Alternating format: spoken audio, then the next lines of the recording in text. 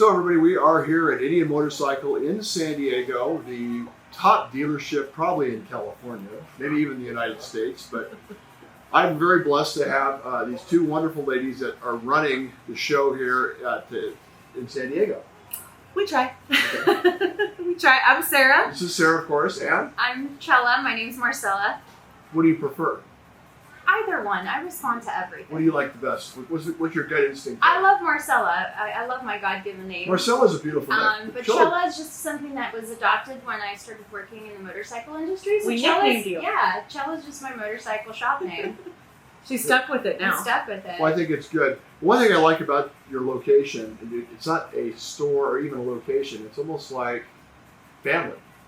You come here, there's this energy that's created. I mean, from the pet adoptions to all the things you do for veterans, for everything in the community, because the biker community is very giving, as is Indian Motorcycle.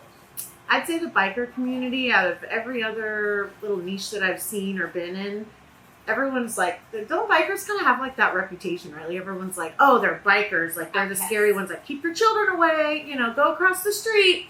The bikers are the nicest guys. Most of the bike clubs, I mean, there's like the 1%. They call the 1%, right? So there's like the 1% of the guys that do the outlaw stuff. They're so rare that 99% of every other bike club, every other biker, every other like organization that's involved in motorcycles, it's all about charity. Every single event. We have so many events and just clubs that come to us in general that want to be charitable, want to do things for the community. And they're all the biggest, scariest teddy bears in the world. They really are. They all want to donate. They all want to give their money. They want to help kids. They want to help puppies. Yes. I mean, how can you not love a person who wants to help kids and puppies? Well, maybe it's that thought process that you just mentioned about the biker community is what we need. What's lacking in this country is leadership and things that are just the right thing to do. Which the community is very good at doing those things. Maybe we need more of that type of philosophy of living. Maybe we'd have less problems that we're having right now if we had that. I feel like you have to be able to take a stand, So even if the people that are above us are making decisions and not doing things that we feel are right or best for, whether it's our country or our state or our town, we have to be the ones strong enough to make a stand to go, you know what, if you're not going to do it, we're going to do it. Bikers, there's one thing that they are not, and they are not cowards. So they will stand together. Or pushovers, right. They have so here's my background, and this is something I've never talked to you both about. I've had many lives. I probably shouldn't even be here by now. But my father owned bars. That's a tough business. About a dozen bars, and I was a bouncer. And Yeah. so I got to know. I would be the guy that the clubs would come and they would say, "Watch our bikes. We're going to go in for drinks." So I got to know that a lot of bike. My father had a dozen of these bars. That's a lot of bikers. Yeah, I got to know a lot of bikers, and they were all very good people to know. And it wasn't really hard for me to come to Indian because when I first met Tim, I had this image in my mind already because I kind of knew what the clubs were about. And Tim says, "Okay, well, if we did work together, what would you like to do?" I said, "Well, no, what is it you're passionate about?" So I was looking for a whole total answer of what he was going to say. He says, "I'm passionate about pets." He is. And I'm like, "Okay." He said, "Can we do a pet adoption?" You're like, what? And I'm like, It's a bike shop. yeah. But there is, the thing what I'm worrying about is, first, like you said, the community is very giving. Mm-hmm. Tim's very giving. Tim is beyond giving now. Both of you are very giving. It's like I said, it's like a family here. So what are some of the things that you have coming up or you're working on now? Well, I'll leave that to you. So she does also, aside from finance and being amazing at that, she does all of our marketing. So she's incredible. When you go on our website and you see all the reels and the videos and all the little, that's all her. It's all her little brain that's doing all of the creative stuff and coming up. I mean, how many people can do math and finance and then still be creative and do reels and she's a pretty unique person. This one, Most she people had don't equal know power I on have both sides. architecture background. So Wow. That's where that comes from. I originally wanted to be an architect. I went to school for architecture for a year. I got my degree in drafting and design. So that's where that comes from. I do have a passion for design and creativity. I like to create hands-on. So I love that I get to feed that passion here when I'm here because I also get to be around what I also love, which is motorcycles, and be around really good people. So for someone like myself, who didn't quite find her place in the traditional corporate America, I think this become like the perfect spot for me, where I can still be my little number person that I like to be. I'm pretty good with numbers. But I also like to be creative, and I like to talk to people. You know, I don't quite fit. I try to be an accountant, a bookkeeper for a minute there, and even my old boss I said, remember that. "Are you sure you're an accountant? Because like you actually have a personality." Right. No, I know a lot of accountants and CPAs. Yes. You're not really an accountant type either, though, but you're very good at numbers. You know, it's a gift and a curse. gift and Yeah, a I'm super curse. good at numbers, but also that's like, you know, your whole like. You can't shut it off. No, you can't. The whole world becomes numbers. Literally, Yes. it's either like geometry or everything's a mathematical equation for sure. But Numbers don't lie. they're that's the thing, right? We're They don't pattern lie. seekers. We're Yeah. pretty good at locking them in too. There's no beating around the bush Nope. with the numbers. But it is rare to find any sort of career or passion where you're good at numbers and math, but somehow you still get to have a personality and be around people. And that's why I like the Sell industry. things. Yeah, I got into it, 10 years ago, not thinking that it was going to be anything 10 for years. me. It's been 10 years, going on 11, and I started as a temp. You started as a temp also, I Really? think, 20 plus years ago. Yeah, I'm a little older than you. I did. Just a tiny. You Yeah. both look like you're in your 20s, so Thank you. you look like you Because give. we You are. look like you guys In went to my school with mind. Luna, who's behind the scenes running things. We believe in that whole age is just a mental construct. Yeah, there you for go. sure. I don't feel 60 almost. No, I'll get you don't look 60 60. creeping You up. don't look I don't 60, yeah. feel. I don't. I think it's the people you hang around with, the energy. Absolutely, and the things you do and the things you get to contribute with, right? Because a lot of things is you understand people don't feel fulfilled. That's why they're so bummed out at their jobs. And so we have something very unique here where, yes, we have a job. Yes, we still have to do the day-to-day. We still have to do the grunt work, even though our job looks very glamorous. There's still grunt work involved, but we also get to give back, and it makes us feel like we're doing something, and it brings a fulfillment. At least it does for me. And as far as events going on, we do have this really cool event coming up with he's a customer of ours, and like Sarah says, they always ask to host events here because we're just open to that. We're open to giving back to the community, and it's the local chapter in San Diego of BACA, which is Bikers Against Child Abuse. So that's going to be held here on Saturday, April 27th. Anyone is welcome to come and support them. They'll be barbecuing, they'll be grilling for people, they're going to be holding some raffles, It's and good to all of know. the money is going to be going back to that organization, which, San Diego doesn't have the only chapter, they're all around. Really. And that's just part of the heart from Bikers, right? Bikers Against Child Abuse. There's an entire organization that's worldwide. Yes. It's all bikers against child abuse. It's And- pretty fantastic. And I think I mentioned it the last time I was here, is because bikers are pegged as the outcasts of the community. They were probably the ones that didn't fit in at some point, and they're trying to just give back to that, right? To See, the those thing- people, the unforgotten, the less fortunate. They're just trying to be we weren't seen for a long time, but now we get to do something that maybe helps these other communities and other organizations be seen. And that's what I really love about being in this biker organization community. I don't know what to call it. That's it. World. Biker Yeah. world. I always say the derelicts and the broken all seek each other, right? We all find each Is other. that why I feel connected to it? It's true. I don't know anyone that's been in this industry Thanks, sir. longevity Appreciate wise. Well, at least the motorcycle industry, I'll say that. But most of the people that I know that are still around, that have been doing this for 10 years, 15 years, 20 something years, none of us had an easy upbringing or childhood, but I think it's kind of what gives us the fight. It's kind of what gives us the spunk. Yeah. And especially as women, you have to have a little bit of spunk. You have to be a little bit of a can. You're right. If you're going to Especially in take on this industry. bikers and men all day long. This is and, somewhat of a man's world. It still The is. biking world. It is, right? But here's the other thing. So women have started to, it's more common to see women in this industry. But the hardest part, I think, is that most women feel like they have to sort of behave like a man to make it in this industry. And they don't. So We don't feel that way. No, well, we definitely don't. Well, you're both very feminine. Yeah, when we met at Delano. I worked there for a very short time right before I came here, and she had been there for Almost a year or so.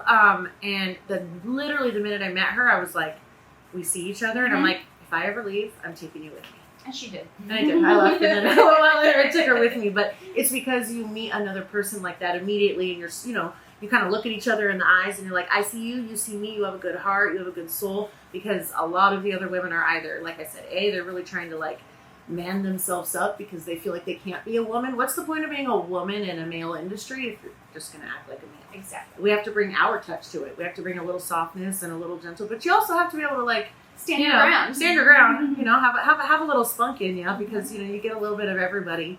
But the other side of that is the other ones that are really good. You turn around for a second, you feel like they might stab you in the back. So when you find the good ones, you take them with you and you create a family. Like every person in this building was handpicked, and they're all just like the best people.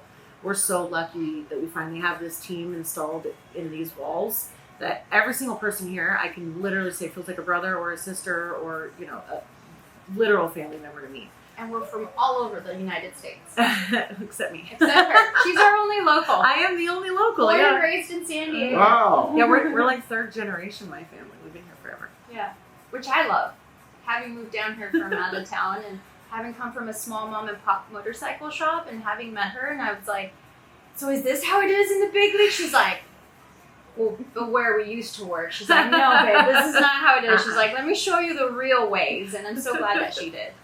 I remember she goes, you know everyone. Sandy goes, you know everyone. I'm like, it just seems like that. But I think one thing is we're a little big community, right? What also this Indians based on San Diego, because I know for a fact I've been to other dealerships that I've visited, and you have a way of feeling like people feel like they're, like I said, family earlier, but people feel they can trust when they're here. There's a trust that's there, and friendships develop. It's not just a sale. Because Tim's never been, since I've known Tim runs Indiana Motorcycle in San Diego. Since I've known Tim, sales are important, yeah. He's a numbers guy. He's got a CPA background. But he was always about do the right thing, find out how we can get involved, community, how can we help. He's never been the one that's really pushed the envelope on sales. And I know it sounds funny, but it's true. It is so true. It's actually in his business model. Mm-hmm. Like our actual business model for Indian Motorcycle of San Diego that Tim Broad had pretty much created is this is a customer first eccentric business model, meaning most people that come in here to purchase an Indian motorcycle are going to be in here. They're going to have 3, 4, or 5 passes. So they're coming through the store and they're touching and feeling and sitting and test riding these bikes over and over and over again in this building. But if you go to an Indian shop, close to us or anywhere else, a lot of times they're really being kind of pushed. And that's not just Indian, it's anywhere, any motorcycle shop, right?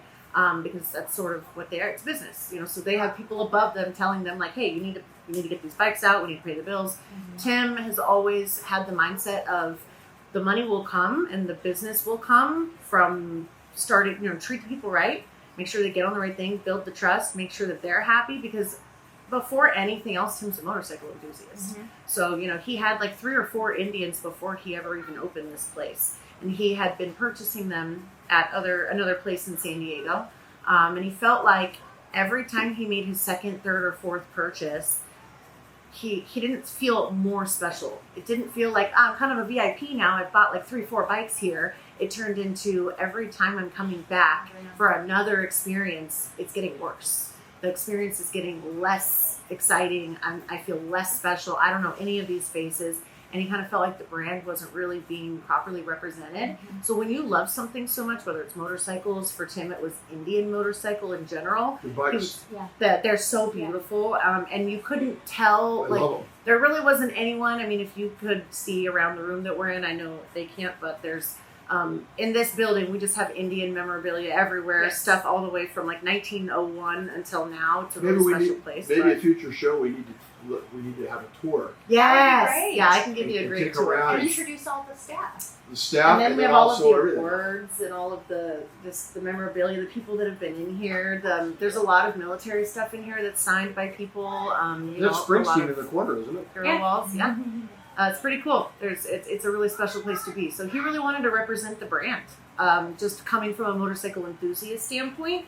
So when you start a business coming from a place in your heart and not a place with dollar signs in your eyes, sure. your business model's different. I think it falls into place. It does every time, and it's working, right? So we have these customers that are repeat. It's why we keep getting like whenever we win like the San Diego Reader thing every year. Yeah. What do we do? We've done 4 years in a row. 4 years now. It's them choosing us, Customers. right? Like the customers are the ones going in and doing the voting every day. They're the ones that are taking the time out of their day to make sure that we're at the top of that list, and that everyone in San Diego is coming together to make Tim Broadhead's entire business model work out. And now he understands it's working. People want to come back. We have the most repeat customers of anyone in the industry, so it's a pretty special spot. So we know that pet adoptions are huge here. I mean, I've done one so Yeah. far. You've done multiple. and our dog Poe is from here, It's from here. Uh-huh. and Poe is like We have a shop dog Aw. who used to be from one of the pet adoption events. Yeah, well, The we've most got it recent done, one. and Indy, yeah, we've had that's not till our third. That's your third, right? Yeah. Mm-hmm. So. I mean, I hate to bring my daughters because right off the bat they want to bring another Another one friend. home. I don't even like to call him a pet. I'd say friend home. Another family Friend. member. Uh-huh. Poe is like he runs. I think the cat quietly runs the house, but Poe is just such. The next one up. What a So great you had the cat first, the and cat. then you brought the dog. Yeah, How did that work? exactly. That was a challenge, but I was telling Sarah the other day, my Sarah, Yeah. that the dog will be walking by or will be laying next to me, and the cats that's what I call them, cats, right? The cat walks by and then looks at the dog like this and goes, and then keeps walking. I'm like, that wasn't very nice. Just reminding him. Yeah. Yeah, it's Don't you it just forget, looks at the dog no this is reason my home. out of nowhere. Just At I'm like, what the hell is that all about? She's having a mood. Right? Yeah, but every that's time, her but every day. So what else besides Every day, he said. every day? This happens every day. The cat just goes by and does that. And I look at the cat. I'm like, that's not very nice. That's your brother. Anyway, so what else besides pet adoptions? Because we have a huge. And this is something people don't want to talk about. We have a huge mental health crisis in the country, and we have a lot of military that are trying to tough it out and don't wear their hearts on their sleeves. But motorcycles are an instrumental part of fighting off that depression and the bipolar stuff that's going on, isn't it? I agree. I'm a writer myself. I go out Really? there on Sundays, just sometimes not plugging in with anybody. I don't want to go ride in a group. I don't want to go ride to work. I You just go by want to yourself? go for a ride. Really? And it is very therapeutic. And for me, I've been also through therapy and I meditate and I do all of the things. So for me, it's a different form of meditation. I have to be on that bike and I can't be anywhere else because the moment I am no longer even mentally on that bike, I'm physically off the bike. So that's why it's so meditative, so therapeutic, I feel like, for a lot of people. You are right there. You're not thinking of what happened yesterday, what happened a long time ago. You're not thinking about what comes next, or actually you are, but it's just what's in front of you, in front of the road, what gear you're going to be in. Do you have to downshift? Do you have to upshift? Do you have to clutch in? Do you have to brake? But you're not thinking about the problems that you've got at home. You're not thinking about any of that stuff because the moment you do, you're off that motorcycle. So I feel like that's why a lot of people find it so therapeutic because there's nowhere else you have to be in that moment in time but on that motorcycle. And you can go out there and some people ride for 4, 6, 8 hours in a day and they ride. Most of the guys that are retired now, all they do is ride because it's so therapeutic for them. It's like they had an identity when they were working, when they were military members, and their identity, that's what they knew. They woke up every single day and they already knew what their day was going to look like. And all of a sudden you toss them back into real life. What am I supposed to do now? The moment you throw them on a bike, they don't have to think about that. They don't have to think about what I have to do next. To them, they found a new identity. I'm a biker. To them, they belong again. They're seen again, right? It's that feeling that one of the major 6 human needs is wanting to feel seen, feel loved, feel wanted. They actually have a name for it. They do. They call it wind therapy. And that's a segue Yeah. into where we were going. Yeah. How did you know that? Yeah, well, Picked up on it. So kind of good at this. I don't know. So for Wind anybody, therapy, yes. this is something that we've been talking about. A lot of people have not heard what that is, but we have been discussing. And we had talked to Tim about this. If he was going to do a documentary movie, what would he want to do? And he said the first thing he'd like to do is a movie on wind therapy, which we talked to Luna, who's going to be involved with this movie I'm as so well. excited. And of course, Yeah. we have you doing the research on it. Yep. And I'm Yep. sure you'll put her to work on this too. I love to will. help. But it's literally the wind therapy is everything that Marcella just said as far as, a lot of our employees here that work here now are vets. Almost all of them typically here are vets. So, I mean, we learn a lot through that familial and that work relationship when you get so close with people. We hear about PTSD, as like non-military people, or, it's not just people in the military that have these types of mental health issues, but working with people that have the most common ones.